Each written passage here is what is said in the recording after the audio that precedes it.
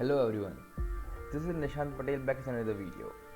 And in today's video, I'm going to talk about a very common problem with children. This problem is comparison. Well, children don't talk to you about these problems because they think that this has become a part of their life. They think that they have to get used to this. But that is not true. Because if you compare children to someone else, just because on their score which they got in some exams in school, well then they feel like they need to work on how to earn more score rather than how to learn more social activities. They always need to be social. They need to grow themselves socially and not just theoretically. The bookish knowledge is actually not at all usable in your daily routine. If you go out on the road, they would never ask you about Pythagoras theorem. Has anybody? Well, just like that, I wanted to tell the story to you about how comparison made a child lose his life. So there was this child once, and he had a really, really good talents. He was an artist. He was actually able to understand things really deeply. But the only problem with this child was that he was very, very quiet. Nobody knew why he was so quiet. And he was also one of these normal students who study just to get good score and pass. He used to study just to pass and not to earn really good. Just because of this, one day his dad lost his temper and went to his son and said that you are a good artist, but you do not score good. Look at what others are doing to score good. They score way better than you.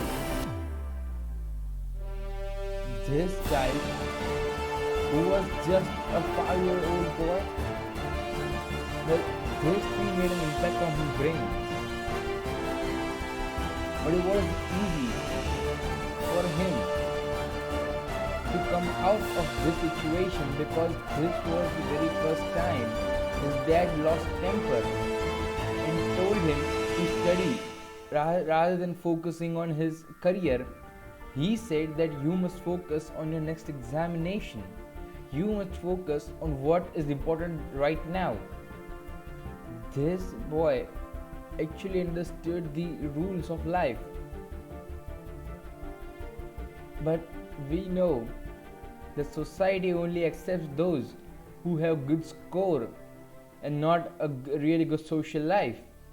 What people want is degree, and that is not true. Okay, that is not good. I mean, you need a number which a person gave you on the basis of how you answered his questions. A person makes some questions from what he read in a book. He gives you the question paper. You answer the question the way you understood them, and then the person gives you some marks according to what he understands from your answers.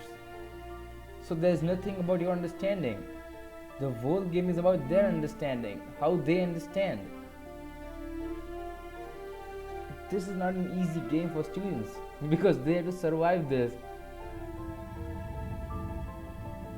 So this child was once on his way to school, and his dad told him that if you do not score good in this examination, then I won't let you speak. And that actually happened. The boy didn't score well, and this father lost his temper at such a high rate that he got so angry that he slapped his child right there. this made a very bad impact on on the child, and slowly even his other talents started to get ruined. Now he was just a boy with no talents. All he was able to do was to understand, because that's what his brain was trained to do. He then trained himself to stay as calm and silent as he can. But inside him, there was this volcano. He was always angry from inside. He was always frustrated. He never spoke to anybody. He always stayed silent. But this all showed up in his final examinations, because he started to score even low, and suddenly he failed. Now his dad called him and thought that this time he should talk very calmly. So he called him and asked him that what is the problem? Why did you fail this time? But now this child, who was trained to stay quiet in front of his father, how will he answer the question? Because he trained himself to stay mute. The person who was the reason behind him staying mute now wants him to speak. Will the child be able to speak at all? No. So dad thought about some other idea. He called a psychiatrist and a psychologist, because he wanted to know what makes his son so quiet. And the results blew his mind. The results said that the child was actually afraid of his father, and he was afraid at such a high level that even his voice makes him so angry and frustrated. If he hears his father approaching him, he gets so much frustrated. But his father, he was just like the other fathers or other parents out there. Right from the next day, he came back to the place he was. Again, the same old angry dad, who was not ready to accept that his child is afraid of him and he needs to work on himself. This created a big mess in his relation with his son. The son got into depression, didn't came out of his room for a few weeks. At last, dad just broke into his room and found the corpse of his son. Now there is a joke on this thing, that once a dad called his son and asked him that, "Son, you are 3 years bigger than Dwayne Johnson, but look where he is right now and you are." The son said that, "Dad, forget about me. You are 30 years bigger than him. Where are you?" Well, it's not about the joke, but it's about the loads of emotions we put on our children. The child was carrying loads of emotions. He was carrying loads of dreams, loads of expectations from his parents. The father was so overscripted that he eventually forgot that he was training a child and not a robot. If somebody stands on a stage and speaks in a mic that even two children of the same mother are tend to be different, then what can you expect from the whole world? People would totally agree with this.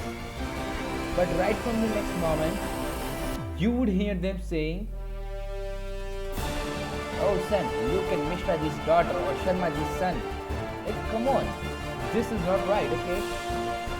When you agree to something, then means that you have to stick to your agreement. Then you have to understand that everybody is different. Like if Sharmaji's daughter, she's scoring really good in math, do you know how much she scores in English? If she scores good in English, can she speak really good English just like your son or daughter can speak? It's not so easy. If your son is really good at some sport, is Sharmaji's daughter or Mishraji's son the same good? Of course not, because they are bound to get the bookish knowledge, whereas your son or your daughter are bound to learn what actually is. The actual life is way different than what the books teach us. The books won't teach you about how to pay your taxes. The life will. The books will teach you about Pythagoras theorem or the mitochondria is the powerhouse of cell or trigonometry. Nobody will ask you this when you meet them on road, when you meet them in the actual big games. If you want to shape your child's future, you must make sure that your present is really shaped well, because that defines your child's future. Well guys, that's all for today's video. This was Nishant Patel. If you agree to this video, then please like and share this video as much as you can. Also subscribe my channel and press the bell icon so you don't miss any video. Till then, take care.